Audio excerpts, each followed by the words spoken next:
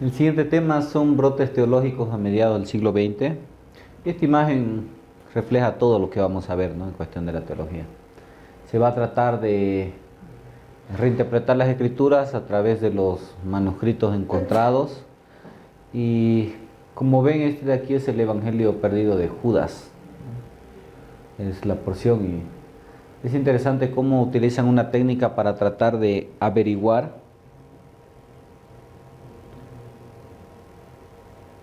qué es lo que decía en esta parte que falta, ¿no? A través de acomodar algunas palabras y ver el espacio.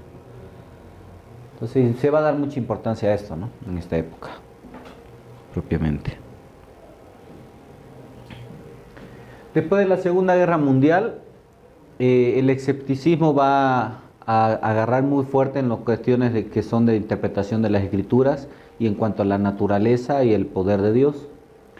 En cuanto al valor histórico de la Biblia, podemos ver también que la teología bartiana cae en el nuevo liberalismo. Entonces, en sí va a ser un nacimiento del neoliberalismo, ¿ya? Como estábamos viendo, al caer la neoortodoxia, que presentaba una nueva interpretación de la ortodoxia, pero dentro de su teología tenía mucho de la teología de la liberación, del liberalismo, perdón. Vamos a ver mucho de la teología bartiana en dos autores de esta época, que son Bultmann y Tillich. Entonces, en sí son neoliberalistas estas personas. También vamos a ver cierto grado del radicalismo en Inglaterra y en los Estados Unidos. Hemos visto el último pensador en el tema anterior, era una persona de Norteamérica. Y el pensamiento va a ser nuevamente cuestionar el accionar del ser humano, ver la teología desde la perspectiva del ser humano, y nuevamente van a hacer un radicalismo en Norteamérica a causa de esto. También va a haber la aparición de corrientes teológicas nuevas como el ateísmo cristiano y el cristianismo secular, ¿ya? Dos corrientes bastante interesantes, ¿ya? Si leen esto, es una cuestión ahora de dudar de Dios y dudar de las escrituras, ¿ya? Y por eso tienen estos nombres, ateísmo cristiano, que es un juego de palabras y es bastante interesante, ¿no?, el hecho de cómo puede ser alguien cristiano y ateo, ¿no?, en el sentido de, nuevamente va a ser, las escrituras son palabra de Dios.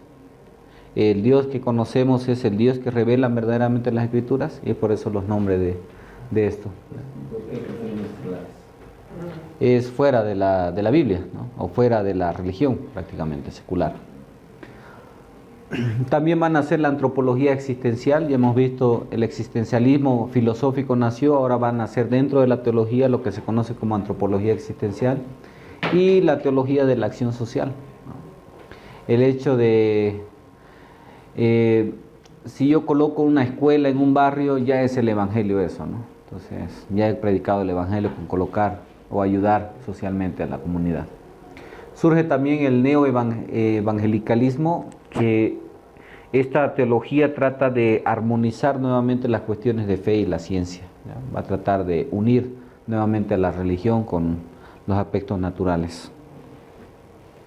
Este es el panorama en sí después de la Segunda Guerra Mundial, y va a nacer otro de los pensadores que va a manejar prácticamente todo el pensamiento teológico. Decíamos en el anterior tema que Karl Barth prácticamente va a ser el que va a influenciar mucho en el pensamiento teológico, ¿no?, en la teología contemporánea. Y estos otros dos personajes, Bultmann y Tillich, van a replantear nuevamente el liberalismo.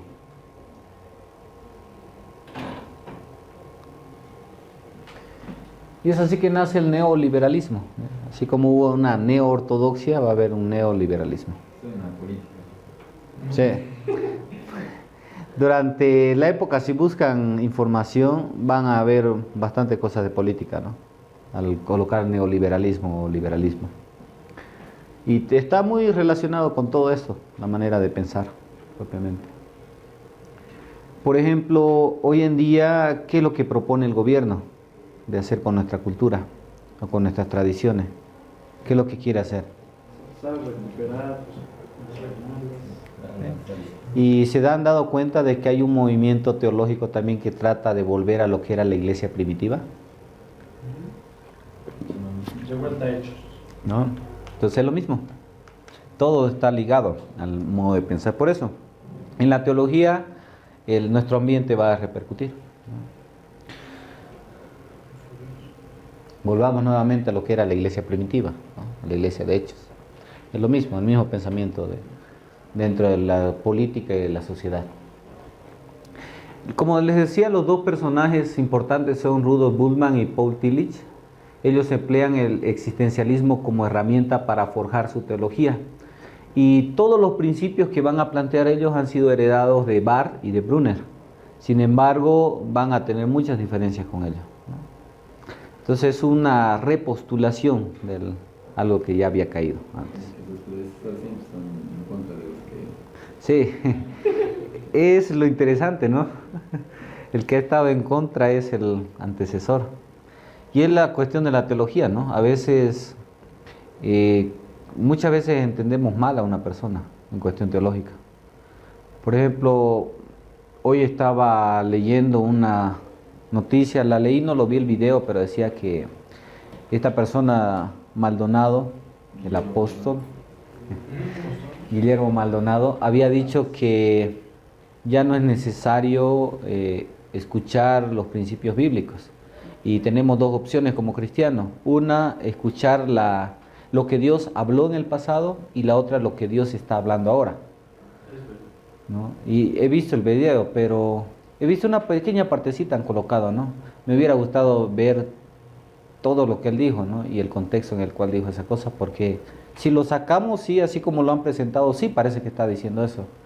Pero a veces quizás alguien está queriendo decir algo y justo le agarran esa parte, ¿no? Entonces, sería bonito ver eso. Y es lo que pasa, ¿no?, con muchos teólogos, ¿ya? El mismo Paul Tillich va a tener su frase que el teólogo al escribir condena al mundo a la tarea de explicarle, ¿ya? ¿Qué quiso decir con eso? Si yo escribo un pensamiento teológico, voy a condenar al mundo a que me deba preguntar para poder entender qué es lo que he estado diciendo. Y eso resume la teología, ¿no? Yo puedo decir algo y de pronto alguien me entiende otra cosa, y no necesariamente lo que yo dije. Ese es el pensamiento de Tillich. Por lo tanto, al ser forjados o amparados bajo Barth y Brunner, su teología va a estar relacionada con ideas y actitudes del liberalismo clásico. Va a aparecer mucho liberalismo, ¿no?, su teología. Aunque ellos dicen que es otra cosa, otra corriente. Y este es el señor Rudolf Bultmann. Él va a hacer popular la crítica de las formas. ¿Alguna vez escucharon hablar de las críticas de las formas?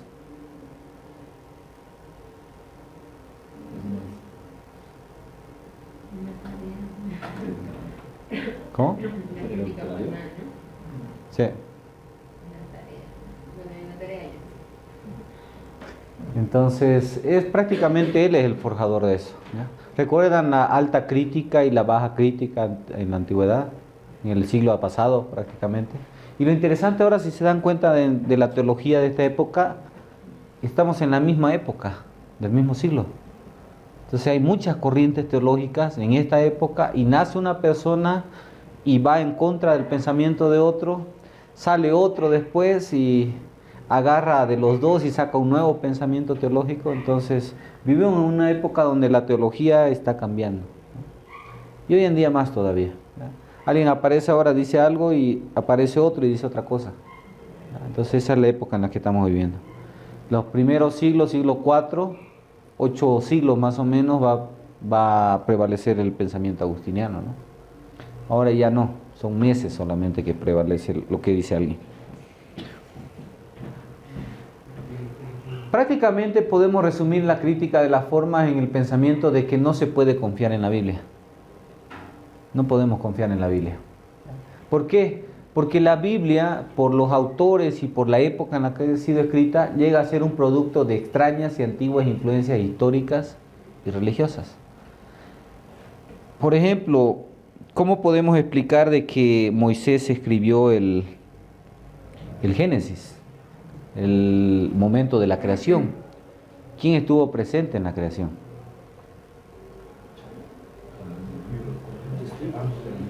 Solo Adán y Eva. ¿Y cómo llegó esa información a Moisés?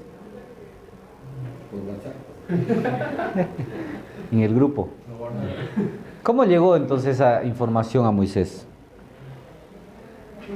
Tratemos de entender de manera racional, ¿ya? ¿Cómo llegó?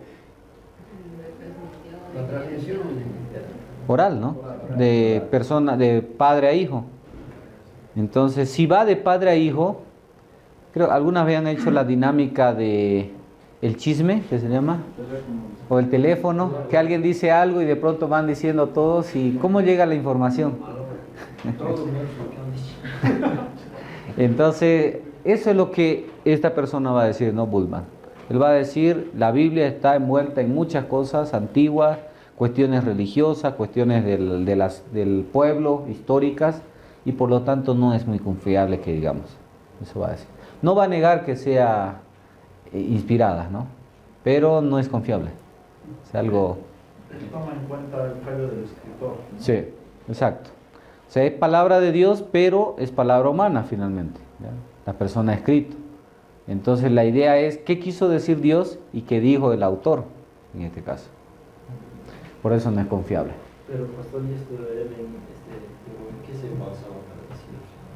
¿No estaba correcto lo que la escritura? Bien, es que es precisamente observaciones así de simples, ¿no? Si yo digo algo ahora a alguien, va a pasar el tiempo y no van a repetir lo mismo que he dicho. ¿Y en qué va a basar también? En el contenido, sobre todo la crítica de las formas, se va a centrar en lo que son los evangelios. ¿Y por qué hay tanta diferencia entre uno y otro evangelio? Y él va a hablar de 4 escenarios. Entonces va a decir que han sido presentados en 4 escenarios los evangelios. Y por eso hay tanta diferencia. Bueno, no tanto 4 formas, sino 4 estantes donde se está mostrando algo, ¿ya? Y la idea de la crítica de la forma es quitar todo lo místico, lo que él va a llamar de desmitificación, porque lo va a dividir en 2 pasos, uno ligado al otro. Y se trata de que nosotros quitemos toda esa, bueno, llamémosle basura antigua, para encontrar lo que es el querigma, ¿ya? El mensaje de Dios, lo que quiso decir. Eso es lo que él va a plantear, ¿ya? La Biblia es palabra de Dios, pero está envuelto en este lenguaje que es humano y es fallido, entonces necesitamos sacar todo eso humano para encontrar lo que Dios quiso decir, lo que él va a llamar querigma. Y eso es lo inspirado, lo verdadero. Lo demás son mitos. Por ejemplo, ¿cómo explicarían el caso de, aunque ya hoy en día quizás está resuelto, cómo explicarían el hecho del pasaje en Josué cuando dice que ordenó que el sol se detenga y el sol se detuvo? ¿Quién es el que está girando? ¿Alrededor de quién? Científicamente hablando. La Tierra. ¿Y por qué ordena que el sol se detenga? No sabía. Esa es la respuesta que van a dar en esta época, ¿no? Ellos eran personas que no entendían, que no sabían cuestiones científicas. No había telescopio, por lo tanto, la Biblia, van a decir en esta época, la Biblia está centrada para explicar cómo se va al cielo, no cómo va el cielo. Esa fue la explicación o la respuesta de muchas personas en esta época.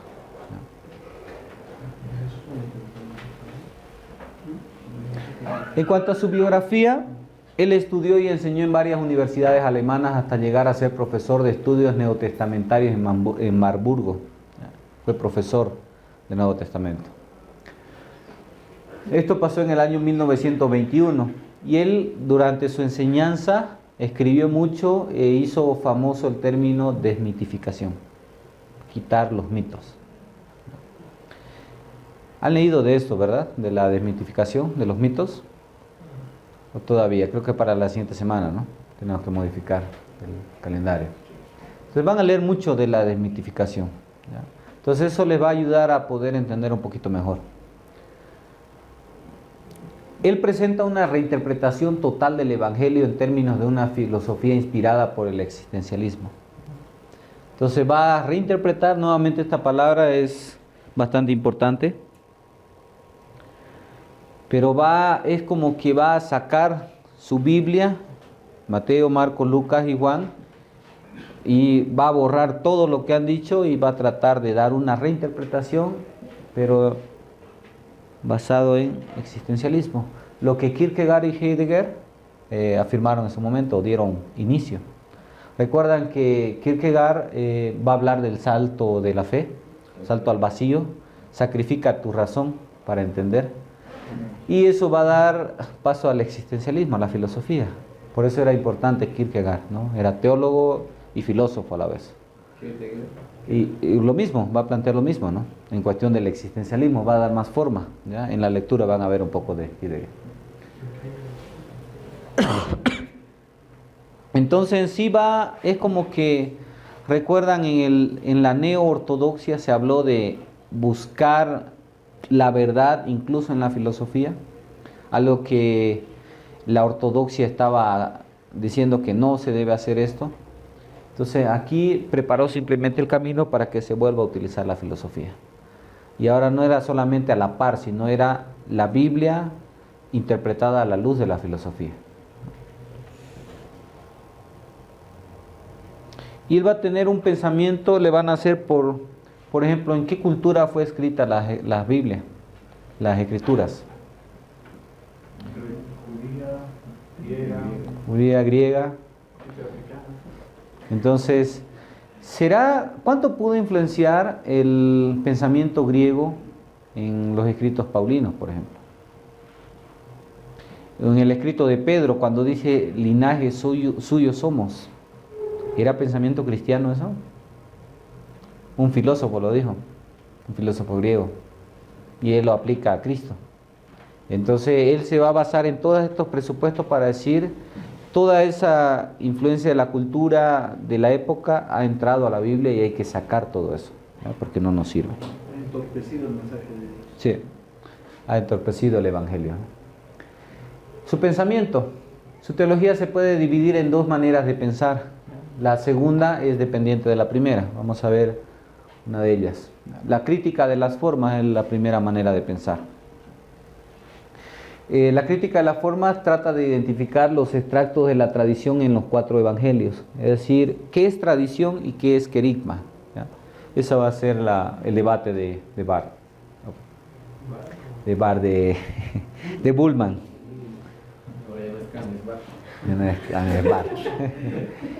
Por lo tanto, debemos identificar estas tradiciones y por lo tanto los evangelios expresan lo que creía la iglesia acerca de Jesucristo más de lo que Él era y lo que Él hizo.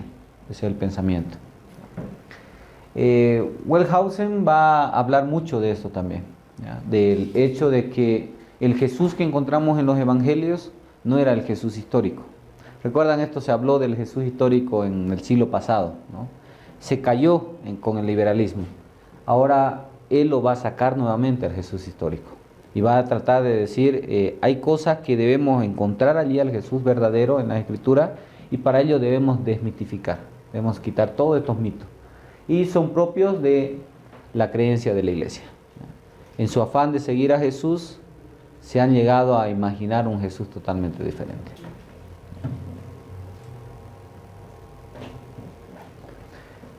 Los 4 estratos de los evangelios, lo que les decía, los 4 escenarios en los que se habla del evangelio, de los evangelios. El primero, la época del ministerio de Jesús, que abarca las palabras y hechos del Maestro, ¿ya?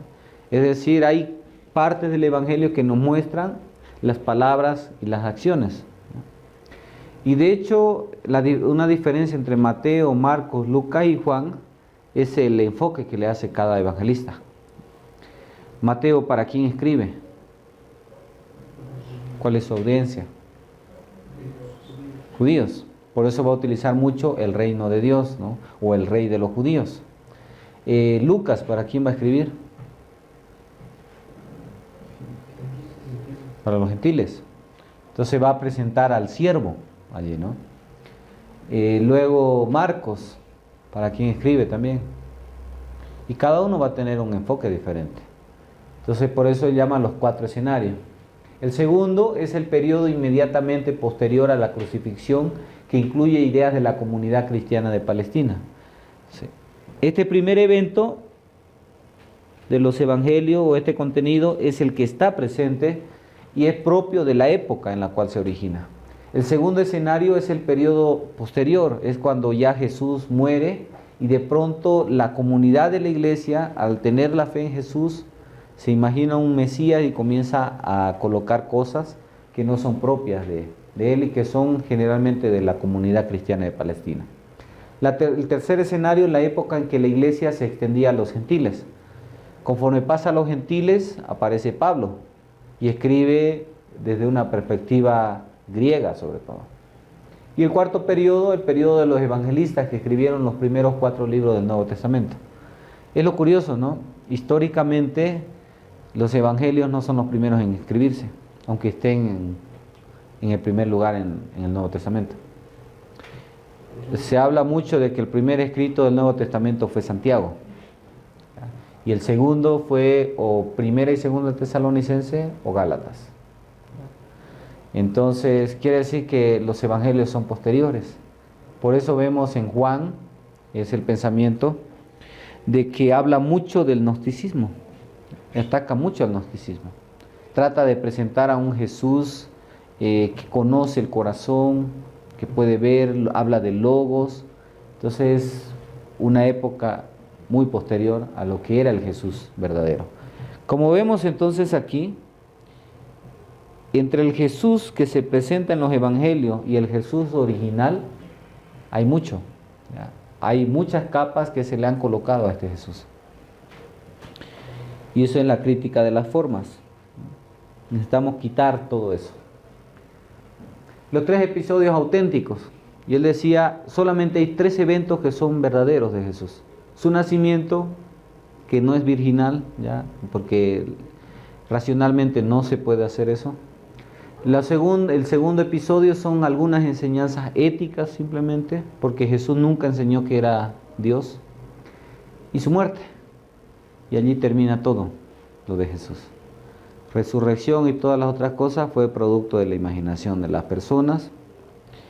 O como dice aquí, los evangelios son recopilación de ideas narradas en forma oral, fueron hablando, como dice Lucas, se ha dado el trabajo de averiguar de testigos oculares, fueron inventos también por otro lado, y fueron tergiversaciones de los evangelistas. Al irse Jesús, los evangelistas se imaginaron que Jesús había caminado sobre el agua, por el fruto de la tristeza se imaginaron que había resucitado, y es así que nace un Jesús más metafísico que el verdadero Jesús. Por lo tanto, la crítica formal trata de extraer el verdadero evangelio. Esa es la meta. El teólogo, decía Bullman, necesita extraer el verdadero mensaje de salvación, el verdadero evangelio. Pastor, Bullman decía en esta parte que los cristianos del primer siglo se entendían por medio de estos mitos, ¿no? Sí. Eso es lo que creía él. Exacto. Entonces recordemos, ¿quiénes eran las personas, los primeros cristianos? ¿Qué tipo de personas eran? En cuanto a lo social. No eran judíos, porque recordemos, los primeros en abrazar la fe más fueron los gentiles, ¿no? Entonces, ¿qué tipo de personas eran estas que llegaron a seguir a Jesús? Exacto. Prácticamente eran los 2/3 de Roma, que era formado de la mayoría de esclavos, personas que nunca tuvieron acceso a una educación y en su afán de esperanza en una vida futura se imaginaron que Jesús iba a volver y todas las demás cosas, ¿no? Y las personas, los evangelistas se aprovecharon de esto y escribieron para agradar a las personas de la época, ¿no? La esperanza que tenían. Eso es lo que va a decir precisamente Bullman, ¿no? En su crítica de las formas. Se le ha dado una forma que no era la correcta a los evangelios. Y la segunda, le decía, ¿no? La segunda está ligada a la primera. La segunda es la desmitificación. Y resulta que hay 2 fuentes de donde se forman o de donde provienen los evangelios. Y estas dos fuertes son los mitos de la literatura apocalíptica de los judíos y los mitos gnósticos acerca de la redención. Entonces vienen de mitos gnósticos y de mitos judíos, los evangelios. Según Bullmann, la idea de lo que es cielo, tierra e infierno nace del pensamiento judío y se imaginaban de que, por eso están estas tres líneas, de que arriba está el cielo, al centro está la tierra y bajo de todo esto está el infierno. Entonces él va a tratar de explicar la venida del Mesías desde esta perspectiva, ¿ya? Entonces tratemos de quitar el mito de un ser divino que se encarnó para venir a la tierra. Él no va a creer en los demonios tampoco, ¿ya? No va a hablar de demonios. Nuevamente recordemos, es un retroceso a lo que era el liberalismo clásico. Entonces, él plantea de la siguiente manera. Aquí tenemos al ser divino, a Dios, y de pronto en un afán de mostrar amor al ser humano, decide encarnarse y descender a la tierra. Por su parte, desde el infierno, los demonios y Satanás mismo van a hacerse presentes en la tierra y va a darse origen a lo que es la lucha espiritual. Y vamos a tener allí dos fuerzas luchando, que va a ser Dios y las huestes del mal, el bien y el mal, luchando por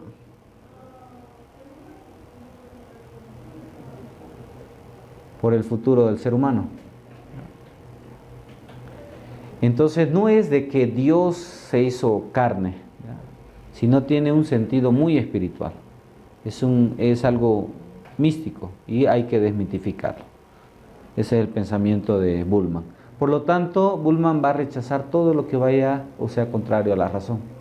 Nuevamente, lo mismo que hizo el liberalismo clásico. Entonces, la pregunta aquí es, quitando el mito, ¿cómo explicamos la muerte y resurrección de Jesús?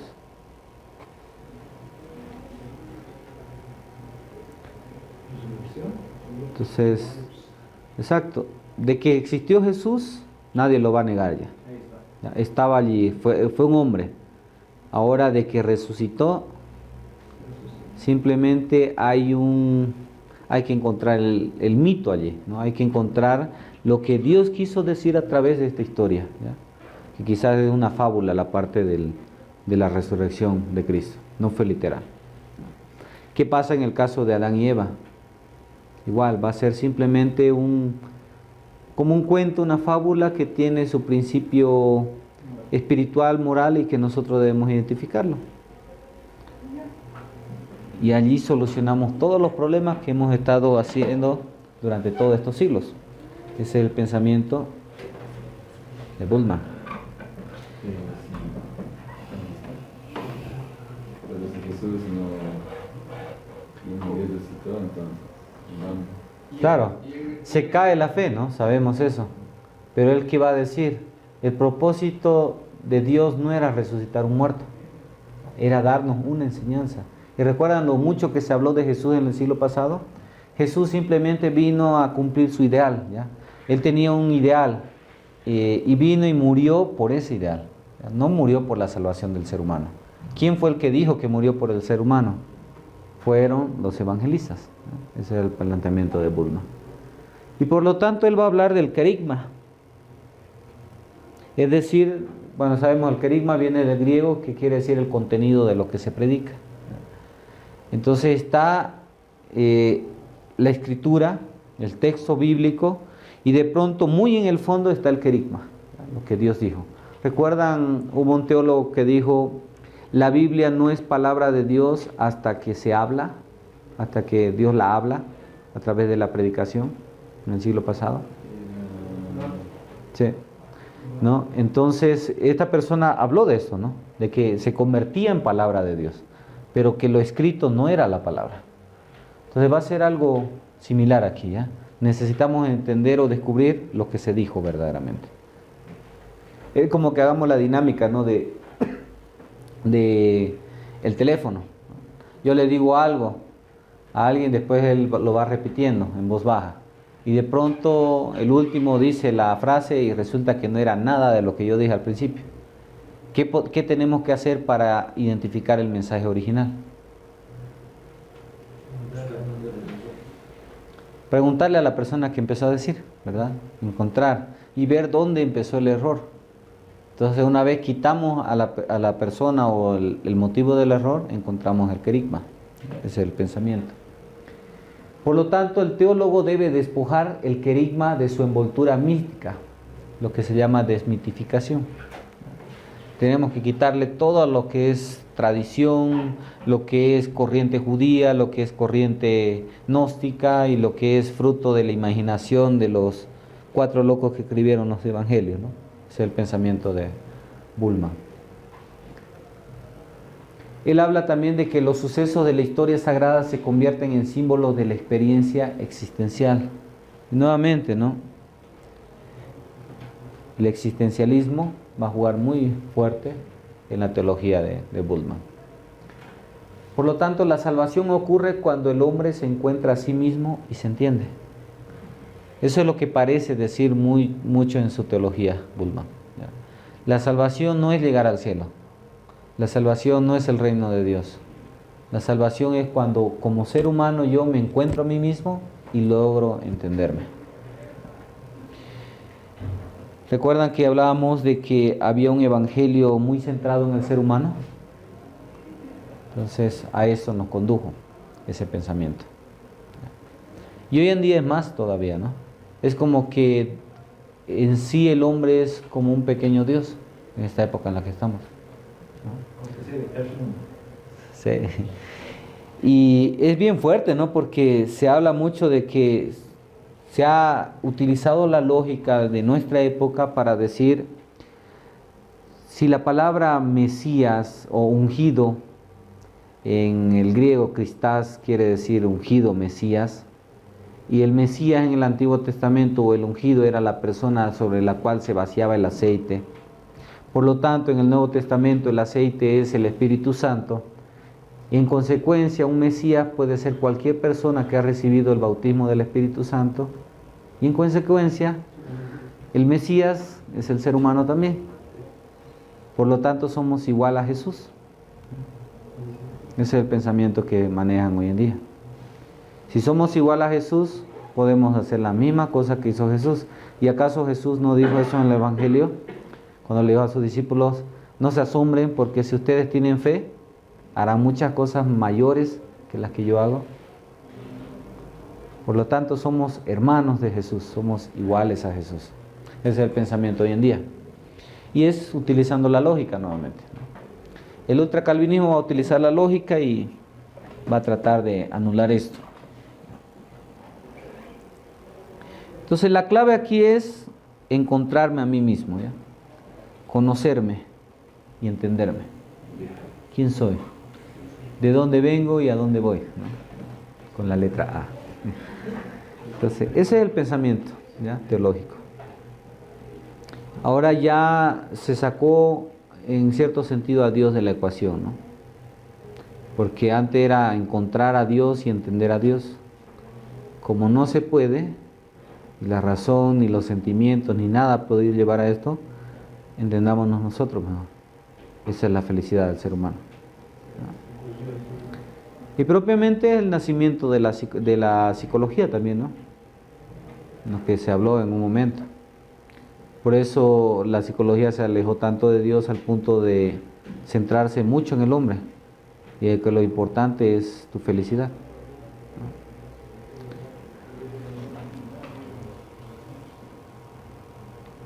Evaluemos el pensamiento de Bultmann. ¿Qué opinan de Bultmann? Se está empeorando. Apartado. ¿Qué pueden decir de la crítica de las formas?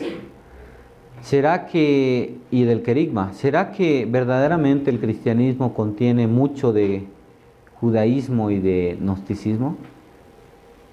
Vayamos a la historia. ¿Cuándo aparece el gnosticismo propiamente? ¿En qué fecha? Es posterior.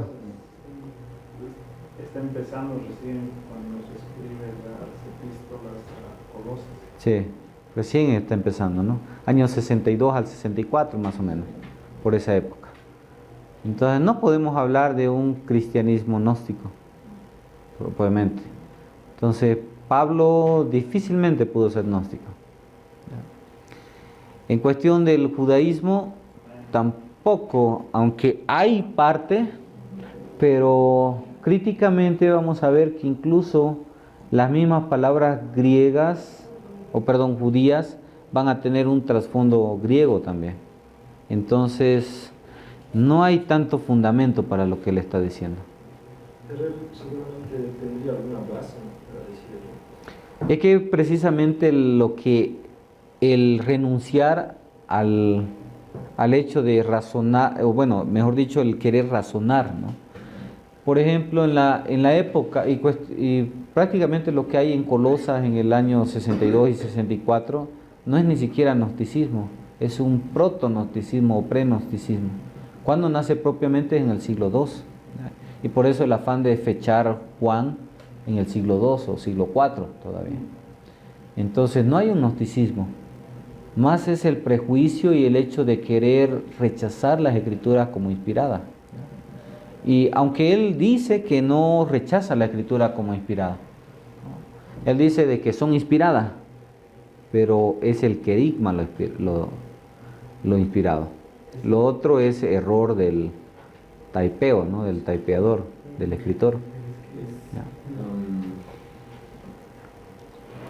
Lo que sí se puede rescatar de eso tal vez para mí es el hecho de decir que cada texto, para acercarse, digamos, tiene, digamos, a quién se lo ha escrito, y en eso, digamos, podemos concretar. Sí. Eso incluso ahora, ¿no? O sea, siempre tratamos de buscar el contexto, en qué forma se lo ha escrito, cómo estaba haciendo. O sea, el contexto, para ver y para comprender. Pero él tiene ese tinte, digamos, de decir que eso mismo estaba haciendo que la misma palabra estaba mal. Bueno, no decía de esa forma, pero con lo que estaba afirmando al decir que eran mitos y que teníamos que sacarlos, era decir que la Biblia estaba equivocada. Sí, y su aporte para la teología es interesante, ¿no? Nos lleva a pensar nuevamente en la crítica. Lamentablemente él no renuncia a la alta crítica, y él va a tratar de utilizar la crítica para decir de que la Biblia tiene error, ¿ya? No se puede confiar, no es confiable, pero sí es infalible, a lo que es contrario a todo lo que está diciendo, ¿no? Pero sí su aporte de volver a hacer una exégesis es lo que debemos valorar, ¿no?, de él. Esa inquietud de poder encontrar lo que la Biblia dice. Y nosotros utilizamos la baja crítica, ¿no?, hasta hoy. Entonces, hacemos crítica textual, pero hacemos desde la baja crítica. El hecho de decir, esto nos sirve para demostrar que las escrituras son infalibles, ¿ya? Ahora, ¿qué tanta razón o qué quiso decir al momento de afirmar que el hombre se puede equivocar al momento de escribir? Cae, digamos, el mismo, digamos, en esto, porque, o sea, si él mismo está diciendo eso, él al considerar, digamos, eso en sí mismo, y si partimos por la lógica de él mismo que está haciendo, digamos, él mismo al asegurar eso, no sabe si lo que está diciendo él mismo es algo realmente correcto. Entonces, o sea, es como un círculo vicioso en el que él mismo cae por tratar de, digamos, de meter a la razón en todo lo que está ahí, ¿sí? Claro, y es el hecho de no querer renunciar, ¿no? Más sentido tenía Kierkegaard, ¿no?, al decir, bueno, si no puedes entender algo, sacrifica tu razón, ¿no? Y es lo que debemos tomar. Tiene mucha razón al hecho de decir que debemos tener una fe pensante, ¿no?, el anterior teólogo. Necesitamos pensar con nuestra fe. Pero finalmente no todo podemos pensarlo, no todo podemos entenderlo. Y allí, en cierto grado, no sacrificar nuestra razón, pero sí entender por fe, ¿no? O afirmar por fe algo que no podemos entender. Y cuestiones milagrosas son un poquito conflictivas, ¿no? Para nosotros. Incluso nosotros hoy en día estamos satanizando algunas cosas que se presentan, ¿no? Pensamos de que Dios no puede sanar a veces y de que todo es obra del diablo o de que es mentira, ¿no? Entonces, no olvidemos de que hay esta esfera de la lucha de lo sobrenatural, existe, ha existido siempre y siempre va a existir. Entonces necesitamos nosotros ser más abiertos a, uno, tratar de entender todo, pero otro también conformarnos cuando no podemos entender algunas cuestiones. Y eso es quizás lo que fallan todos, ¿no? Los pensadores hasta ahora. Tratan de entenderlo todo. Y finalmente, como no se puede entender, entonces ahí hay una verdad espiritual. Ese es el pensamiento en resumen, de Bultmann, ¿no? Hay algo que Dios quiso decir y, por ejemplo, en el caso de Jesús crucificado, entregando su vida y resucitando, lo mítico allí sería el amor de Cristo por toda la humanidad para entregar su vida y la esperanza de una vida nueva al momento de tener ese encuentro con Él a través de su resurrección, ¿no? Entonces la resurrección corporal en sí no existe si no es un reencuentro conmigo mismo, ¿no? Lo que decía al final de su pensamiento. Entonces el encontrarme y el entenderme, eso es mi salvación. Y a todo eso apunta el hecho de la desmitificación. Es justamente eso, la existencia es lo que más va a prevalecer. Bultmann describe que la crucifixión es el acto de crucificar nuestras cosas malas para pasar a un nuevo plano de existencia mejor, y vamos a experimentar una salvación de nuestro propio ser interior, porque lo importante es existir en esta vida y que estamos existiendo, y cómo vamos a existir va a ser el punto central de su filosofía. ¿Recuerdan la diferencia entre vivir y existir? Que se hablaba mucho en el tema anterior, el debate ese de qué es más importante, vivir o existir. Entonces, vivo solamente cuando estoy respirando, cuando existo, cuando estoy realizado, cuando encuentro lo que soy verdaderamente, ¿no? Y esa es la clave, encuentra la razón de existir en esta vida. Porque finalmente, ¿qué diferencia hay entre el existencialismo y el refrán comamos y bebamos que mañana moriremos? No hay una esperanza, ¿no? Ahora, ¿cuál es la esperanza en la fe cristiana según Bultmann? Mi reencuentro conmigo mismo, en entender de que existo por algo y para algo.